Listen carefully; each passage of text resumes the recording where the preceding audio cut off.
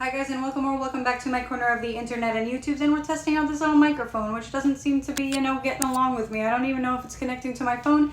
If I'm holding it like a douche, it's because I have noticed that whenever I buy one of these microphones from Amazon and you clip them to your clothing, all you can hear is the sound of my cat digging in a litter box. So I'm gonna hold it. I hope you don't mind.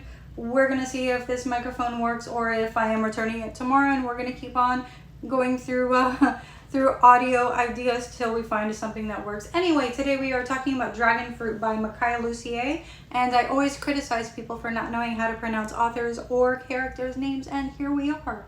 I'm going to do that a lot in this series. TLDR, this is an island fantasy. I am giving this a 3.5 or 4 star. This is very fast paced with a long list of characters. If you like world building characters and island companions, then this is great. If you want romantasy or grimdark, this isn't for you. If you want a palate cleanser or a beach read, or if you are just getting into fantasy and you want kind of an introduction into something fast and you don't want all the spice that you're going to find on all of the book talk recommendations, then this is going to be a good one. I'm reviewing this right now because I know that it is a book of the month pick from the month of April. I know a lot of people were looking forward to this coming out because book of the month fantasies can be hit or miss, and this one I'm going to say is a hit. I'm going to say this is one of the good ones. So we do have Hanalei, I'm going to say Hanalei, and she is a noble from the Tamarind Islands. She is a young squire to Princess Oleani, and they are both poisoned. They both fall into a Sleeping Beauty-esque coma. No, this is not a Sleeping Beauty retelling. They fall into a Sleeping Beauty-esque coma. The only way they can be resuscitated is with the magic of a dragon's egg, dragon fruit. 3 of these eggs are recovered and on the way to the kingdom, on the way to the palace. 2 of them fall off of the cart they are being carried on, and 2 of them break. One of them is consumed by someone that's basically gone crazy. He starts eating the yolk and eating the dragon within the egg. The other one is ruined, and the other is stolen. The egg that is intended for Princess Oleani, now that it is the last surviving of the 3 eggs, it is stolen by none other than Hanalei's father, who's trying to resuscitate his daughter. He flees from the island with his daughter and basically resuscitates her utilizing this dragon's egg. They are not exiled. She definitely is not exiled, but her father does pass away while she is a very young child, waking up in a land she doesn't know, with people she doesn't know, with no money and no means of survival. She is cast into the world of child labor, where she is basically harvesting dragon scales on a Dragoneer ship. And we meet her as an adult. She is already outgrown her child labor. Her hands are too big and too scarred to carry on the tasks that she was performing to survive before. So we meet her as a young adult, as someone that is studying to be basically an anthropologist of dragons. Now, you know me, I do like to stay away from spoilers in these videos, so I'm going to try to stay as spoiler free as possible. Hanalei is sketching out these dragons, taking notes with her island guide Moa, while she sees in the distance a Dragoneer ship approaching these 5 dragons that are just chilling. They're just doing dragon things. They're resting and playing in the sand. And she notices, while trying to shoo these dragons away so they don't get killed by this Dragoneer, she notices that one of them is carrying dragon eggs. And what can she use to return to her kingdom? Dragon eggs to resuscitate Princess Oleani, that is still in her Sleeping Beauty-esque coma. So the dragons do eventually escape. She is brought on board this Dragoneer ship, the captain of which is not very happy with her for scaring away these dragons, but lo and behold, it is the same captain that basically employed her as a child harvesting dragon scales. And he says, Hanalei, wherever dragons are, you're not far behind. So either you have some sort of connection with these beasts, or you know something that I don't know. And I want those dragons, and I want that dragon egg, and you're not getting off this ship until I find them. She stays on board the dragon ship. She says it's by her own choice, but let's face it, she's held captive. She just isn't putting up much of a fight because she also wants the dragon egg, so she can return to her kingdom. They do wind up near the Isles of Tamarind, near her home isles. It has been 10 years since she has been on the island, but she does manage to escape these pirateers, these Dragoneers, and through a series of events, She is back on the islands of Tamarind, reunited with her former friends, with the court of royals, including young Prince Sam, son of Princess Oleani, and grandson to Queen Magalahi, the current matriarch of the kingdom. There is a series of parties being thrown right now to marry off the prince, because this is a matriarchal society and they want to keep the family in the royal line, but that prince has to get married. Don't worry, this isn't a romance. So now that Hanalei has escaped the Dragoneers and is back on her island, the story continues just through a series of events following these three main characters that are trying to get their hands on the dragon eggs. We have the prince who wants to resuscitate his mother. We have Hanalei who wants to keep the egg from the prince to save him, because for every act of magic there is a payment that must be paid, and usually that payment comes in the form of death. And we have our Dragoneer who wants that egg and wants those dragons so he can sell their flesh. Did I just review the last little bit of footage and how I decided this microphone isn't working? Yes I did, but I'm gonna assume that's user error. Why am I still holding it? Because maybe I'm wrong. Anyway, why did I not give this book 5 stars? So we do have great world building and great character development. We have about 15 characters in this story, and I do have to say that all of them are very well defined, and one of them in particular I did want to spend more time with, and that was Rosamy. She is a princess from another island trying to win the hand of Sam in marriage so she can become queen. I really did like her character. I liked how classy she was. She was a little bitchy, but she was very classy, very mature. We found out she was colorblind, which we didn't need to know because we only spent 350 pages in this world. And yeah, but very interesting character. I do want to see more from her. And I do not know if this book is a standalone or not. Honestly, I think either the publisher or the writer is trying to see how this book is received to see if it's worth building up the world on.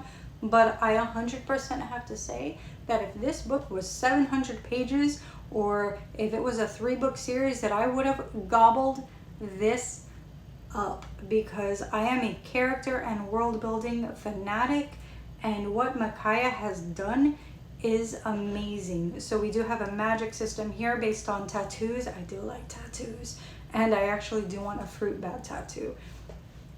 But we do have, like I said, we have about 15 characters, and we have Rosamy, who is the princess that I am the biggest fan of.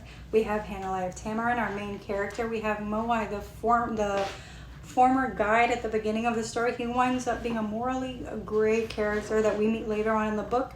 Captain Bragadin. We do have our bad guy. He is the lead Dragoneer. Princess Oleana, our Sleeping Beauty. This is not a Sleeping Beauty retelling. We have Fitu. He is one of our 3 animal companions. He is a fruit bat. Samati or Sam, he is the prince on Tamarind Island. Uncle Isco, he is a guardian, father type figure. Queen Magalahi,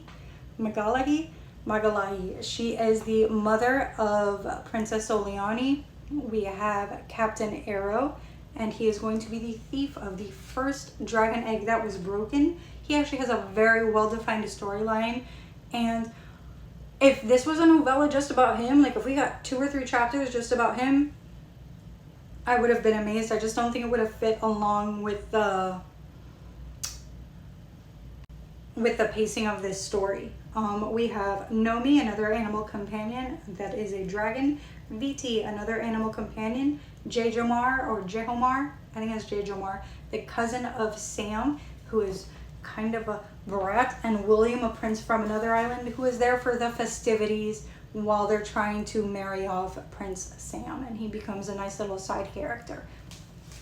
But even with these really well-defined characters, I think if you're gonna shove 15 characters into a 350-page book, we probably don't need to have them as well-defined as we have them. So my main criticism of this story, and the reason that it is not going to be 5 stars for me, is not a bad criticism at all, and that is that I just wanted more. The story is not lacking. I literally just wanted to spend about 400 more pages in this story, which is great if you want something fast-paced and quick and you don't want to spend too much time in the world, like you don't want to get into like Stormlight Archive vibes. If you just want to read something at the pool one day, this is great, but this would have benefited immensely from additional chapters, from deeper storylines for each of the characters. And even though everything at the end of the book was very neatly ticked off, which I didn't actually like that much, there is more than enough room for there to be a second book in this world. The pacing at the beginning of Dragonfruit is very natural. We're introduced to the world and the first characters that we meet very naturally. It feels very smooth. The second half of the book felt a little rushed. Like it felt like we were trying to cram too much story and too much characters into too few pages, which is another reason we could have benefited from a longer book. But still at the end of it, everything, like we don't have any loose ends, and that is a criticism only because it felt a little unnatural towards the end of the book to have like a fairy tale, almost nobody lives happily ever after. Just so you know, this isn't that story, but it feels almost like they just like, all right, well, the prince got the princess and they lived happily ever after. That's not the ending, but that was kind of that vibe for, and doing that for 15 characters is a little.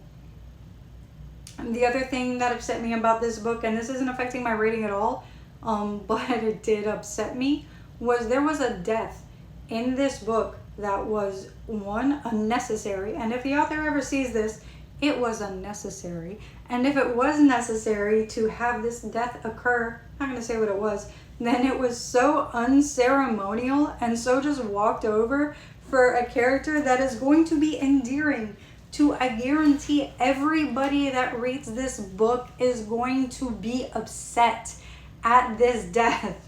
Everybody's going to be upset. It was so unceremonial that it was almost annoying. Like, this felt very last episode of Game of Thrones sort of death vibe. Now, like I said, this is not a grimdark book. There are deaths in this book. There are some gruesome scenes, but it's not like V.E. Schwab vibes, where it's like this huge build up into this fight scene and someone dies in 2 seconds. It is just there's a death coming, the death happens, and there it is. The storytelling is very quick and to the point. Things could have been drawn out more. Even the deaths, there isn't going to be any scenes where it's like, his eyes glazed over as he gurgled his last words to me. I felt his body shudder. It's not, no, when someone dies, they die. And that's it. There's no hyper descriptions. There are no romantic, spicy scenes. That is not what this book is about. This book is about the story and the story alone. It is black and white. You are driven through the world and through this story. Which, if this is the introduction into a series, into a world, and into these characters, perfect. Give me 7 books. Give me 14 books.